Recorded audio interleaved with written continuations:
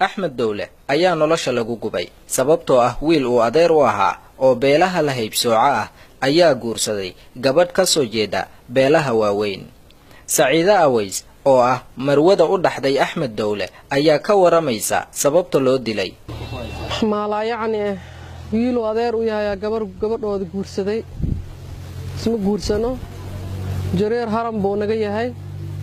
mana rabna gabadhii noo inay keenaan ama inoo dhiig u dato inaan dadilno. Maxamed Cabdiraxmaan Mukhtaar oo 18 jir ah iyo Ruqya Cabdullaahi Maxamed muddo 2 sano ah ayuu xiriirkoodii socday waana ay ka warqabeen qabaa'ilada ay ka dhasheen in sinaba aanay guur isugu imaan karin laakiin Ruqyo waxay ii sheegtay jacaylku in aanu qabiil garanayn. qofka bilaadanka duu qof jecel yahay qabiilna meeshta qabiil dhamaan wali qabiil qiimeyn maan yaa taama badin qofka bilaadanka dajeclaatid qabiilkiisna weydiina.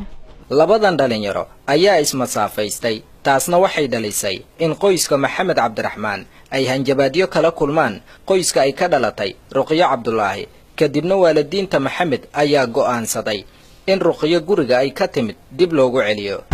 ninkan u jeedaan waa Nuur Maki Allah u naxariistee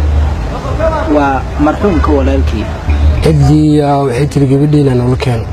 gabadhiya u keenay markaan gabadhii u keenay ana odayaasha la jir odayaal abaabulnay gabadhii odayaal ku soo darnay lacagii Soomaali markay naag la iska watan oo lagu xididi lahay aan u soo qaadnay. qoyska Ruqyo ay ka dhalatay laba ayay u qaybsameen marka ay Ruqyo ku adkaysatay in Maxamed ay jeceshahay hase ahaatee Ruqyo waxa loo musaafuriyay deegaanka Garisbaaley laakiin mar kale ayay wacaalka ku wada xiriireen iyada iyo Maxamed dib ayayna ugu soo laabatay. gabadhii waa loo keenay waa loo furay hay'adii soo baxday haddana gabadhii mar labaad gabadhii cideedaba dhiibeen baa dhaheen anaga u ogol gabadha wiilka ka leexo nooma ahaatee dhaheen Axmed Dowle inaan dilno waa laga furaa ma yaadaan in furaa marad waasraan.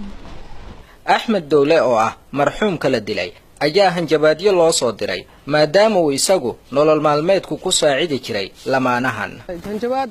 ayagoo Axmed Dowle ku shahiidana dhahay xaafadda soo galeen ummadoo dhan marqaati ay ka tahay waxa aniga kaligeeli weydiinay ma aha ehelka diriska walaal inta islaam magaalka jooga wada ana marqaati ka ah kaligee ma aan ilaaha marqaati ka inay hanjabaadeen. al-ultima arintii waxa lagu soo gabgabay odayaashii abgaal waxayeen annaga isku imaanayna gabadhiina ninkaaga marabta ahaa gabadhaada wad odayaashii abgaal gabadhiina soo siiyeen waa soo wadan dadkii mursada cid guriga inay soo noqdeen waxay yireen gabadhiina idinkaaga siitiinay man siinaysin haa imay war gabadhiina gurigiina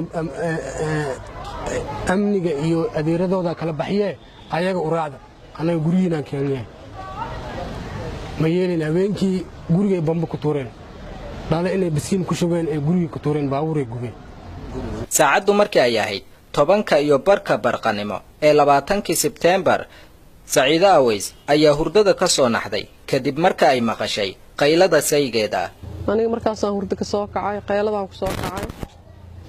banaanka markaan u cararno waxaan arkay Axmed oo huraayo bacdeen miir waa yeelo waayo asagayaan isku kortuur markoo dhacay isagoo dhulka yaala ugu tagay akhiiran waa isku kortuur markoo isku kordamiye si naxariis daray u dileen yuhuud xataa saas lama yeelay shalay Axmed nin insaan fiican oo ahaa gurigiisa u gali jiro u bixi jire makaaniko ahaa Muqdisho dhanna waa laga yaqaanaa nin moog ma lahan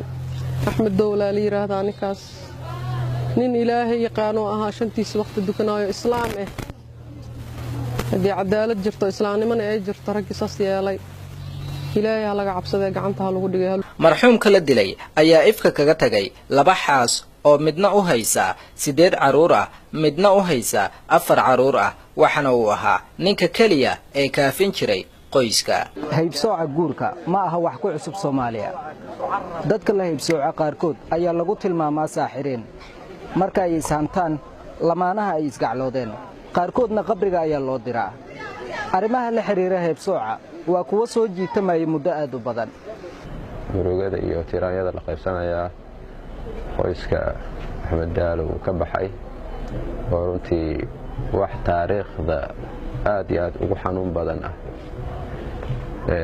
waana dulmi iyo tacaddi soo jireen ah hadeertaana meesha ka socdo oo haddaan si wada jir looga hortagin oo shacabka Soomaaliyeed oo dhan aysan arintaa u istaagina musiibada ka dhalan doonto ay tahay mid guri kasto Soomaali waxa weeyaan gaarta islaamka hadda iska wada Ilaahay baa xarimay in hadda qarnigii 21aad dhacdo taas oo kale iyada ee salka ku hayso inay dhacdo arin la filayay ma dadka Soomaaliyeed kulliiba maanta ka gaarta ayaan leeyahay inta arintaasi ka maartay gildilatay Allahumma hatta kuwa wax geystay ee xumaha sameeyay dad fiican oo ayaga garashale ilbaax wax bartay dadnimo leh oo arintaasi aad uga xumaaday oo ka tacsiyay oo haddana soo taagan in dadkaasi la geeyo sharciga lana mariyo Fuad Shobla Cafe, Som News TV, Mogadishu.